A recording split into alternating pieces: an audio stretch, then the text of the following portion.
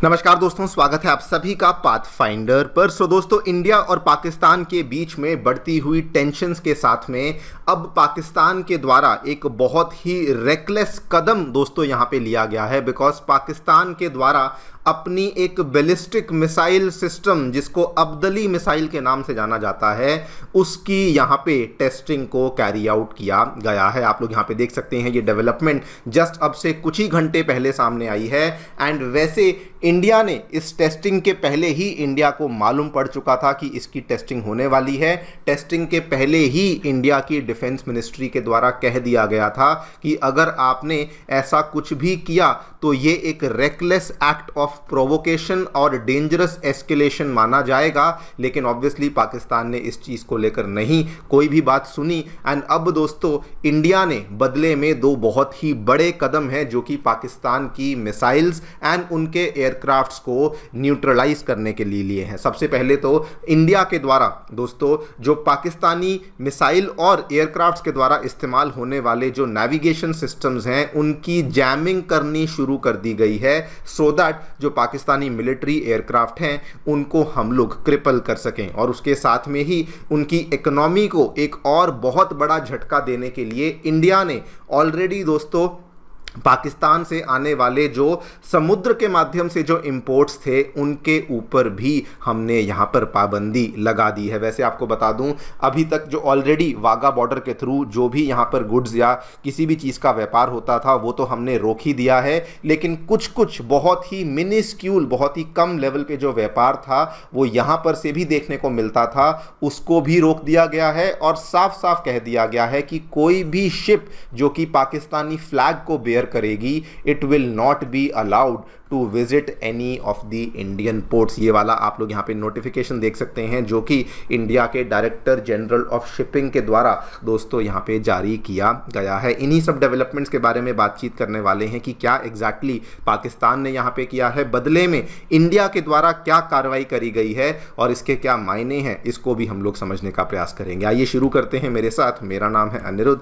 यदि आप लोग हमें फॉलो करना चाहते हैं, हमारे लेक्चर्स के अपडेट्स को प्राप्त करना चाहते हैं, तो यहाँ पर दिए गए टेलीग्राम चैनल्स के माध्यम से ऐसा कर सकते हैं। दोस्तों आगे बढ़ने से पहले बताना चाहूँगा कि आपकी यूपीएससी परीक्षा की तैयारी को आसान और अफोर्डेबल बनाने के लिए अनअकैडमी ने सभी यूपीएससी से संबंधित रिसोर्सेज को निःशुल्क अवेलेबल करवा दिया है, जिसमें मंथली करंट अफेयर्स की मैगजीन्स, प्रीवियस ईयर के क्वेश्चंस, एनसीईआरटी नोट्स की समरीज और प्रीलिम्स के फ्री मॉक टेस्ट उपलब्ध करवाए गए हैं। इन सभी चीज़ों के जो लिंक्स हैं वो नीचे डिस्क्रिप्शन बॉक्स में दिए गए हैं। फिर भी कोई डाउट है, कोई भी आपको क्वेरी है, आप लोग सीधा स्क्रीन पे दिए गए इन फोन नंबर्स पे फ़ोन कर सकते हैं और हमारी काउंसलिंग टीम आपको असिस्टेंस प्रोवाइड कर देगी। All right, directly coming to the news दोस्तों, in a very reckless move by Pakistan, उन्होंने एक surface to surface ballistic missile की टेस्टिंग को यहाँ पे कैरी आउट किया है।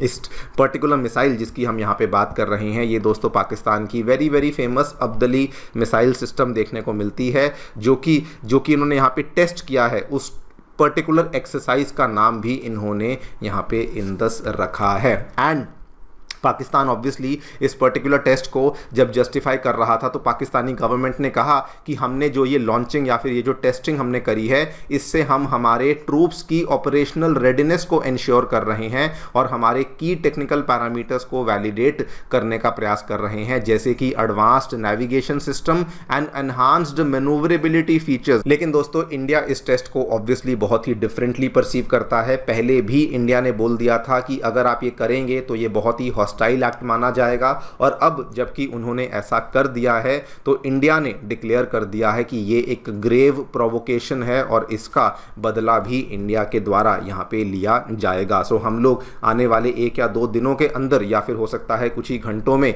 हमारी तरफ से भी कोई मिसाइल की टेस्टिंग इंडिया की तरफ से देखने को मिल सकती है। लेकिन अभी अगर आप ध्यान से देखें तो उन मिसाइलों की नेविगेशन सिस्टम को क्रिपल करने के लिए पाकिस्तान के एरियल एसेट्स, जिसमें कि फाइटर जेट्स आते हैं, उनको क्रिपल करने के लिए इंडिया ने इन अ वेरी स्ट्रेटेजिक मूव दोस्तों जो भी ग्लोबल नेविगेशन सैटेलाइट सिस्टम्स हैं जो कि पाकिस्तान की एयरफोर्स और पाकिस्तान की आर्मी अपनी मिसाइलों के लिए इस्तेमाल करती है, उनको हमने यहाँ पे जैम करना शुरू कर दिया है। इंडिया के पास मल्टीपल जैमिंग सिस्टम्स हैं जिसके माध्यम से वो LOC के पास वाला जो एरिया है उस पूरे के पूरे एरिया में अपने इलेक्ट्रॉनिक वॉरफेयर स्वीट्स जिसके माध्यम से सामने वाले दुश्मन देश की जो यहाँ पर एक तरीके से नेविगेशन सर्विसेज जो ये इस्तेमाल करते हैं उसको ब्लॉक कर सकते हैं, और इंडिया ने यहाँ पर वही किया है। बिकॉज आपको बता दूं, पाकिस्तान के द्वारा दोस्तों अमेरिका का जीपीएस, उसके बाद ग्लोनास एंड इवन चाइना का Baidu,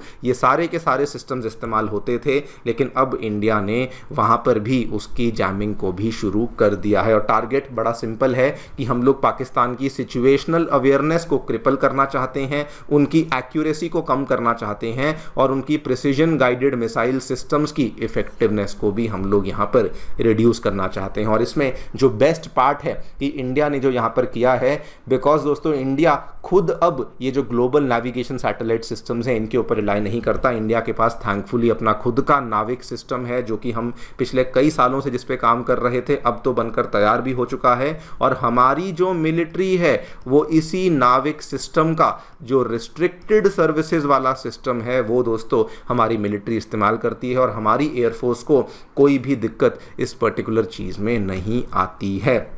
and this is not the only place जहाँ पर इंडिया ने दोस्तों रिटालिएट किया है। अगर पाकिस्तान LOC पर भी किसी प्रकार का भी वहाँ पे कदम लेता था, फॉर एग्जांपल अगर वो LOC पे बहुत ज़्यादा फायरिंग भी करते थे, तो इंडिया का जो रिटालिएशन था वो बड़ा सिंपल था, डबल मेजर में रिस्पॉन्ड किया जाएगा। मतलब जितनी गोलियाँ पाकिस्तान दागेगा उससे डबल गोलियाँ हम दागेंगे, जितने राउंड्स आप लोग फायर करेंगे उससे डबल राउंड्स हम लोग फायर करेंगे। Because India wanted to show कि आपने जिससे पंगा लिया है उसकी पावर आपसे ज़्यादा नहीं बल्कि बहुत ज़्यादा है, और इसीलिए इस तरह का रिस्पांस इंडिया के द्वारा दोस्तों किया जा रहा था। वहाँ पर आपको मालूम होगा दूसरी तरफ हम लोग एक तरफ तो LOC से पाकिस्तान को घेर रहे हैं, लेकिन अब दोस्तों हम लोग इवन जो अरब महासागर है वहाँ से भी हम लोग उसको घेरना शुरू कर चुके हैं। बिकॉज INS विक्रांत को अब हम लोग बिल्कुल कराची शहर के नज़दीक ला करके खड़ा कर दिया है। वैसे आपको ये भी बता दूं कि अलॉन्ग विद दिस इंडिया के द्वारा पाकिस्तान से आने वाले जो शिप्स के थ्रू, जो जहाज़ों के थ्रू आने वाले इंपोर्ट्स थे, उनके ऊपर भी पाबंदियां लगा दी हैं। India has band the imports from Pakistan, और पोर्ट एक्सेस को कंप्लीटली बंद कर दिया गया है। वैसे आपको यहाँ पर भी अगेन बता दूं कि ऑलरेडी बहुत ही कम जो इंपोर्ट्स थे वो समुद्र के माध्यम से आते थे, लेकिन कुछ थर्ड कंट्रीज या फिर कुछ इनडायरेक्ट चैनल्स के माध्यम से पाकिस्तानी गुड्स थे जो कि इंडिया के अंदर एंट्री पा रहे थे, उनके ऊपर भी अब दोस्तों स्ट्रेट फॉरवर्ड यहाँ पर रोक इंडियन गवर्नमेंट के द्वारा लगा दी गई है। अब आगे क्या होगा ये तो देखिए समय ही बताएगा। एवरीबडी इज़ वेटिंग कि इंडिया का काइनेटिक एक्शन क्या होने वाला है, लेकिन सबसे पहले जो इमीडिएट रिस्पांस हमें यहाँ पर करना होगा, उन्होंने जो अपनी मिसाइल को फायर किया है हमें उसकी जवाबी कार्रवाई यहाँ पर करनी ही होगी। देखते हैं दोस्तों क्या होता है। आपकी जो भी राय है हमें डेफिनेटली बताएं कमेंट सेक्शन में। Thank you so much for listening, stay tuned and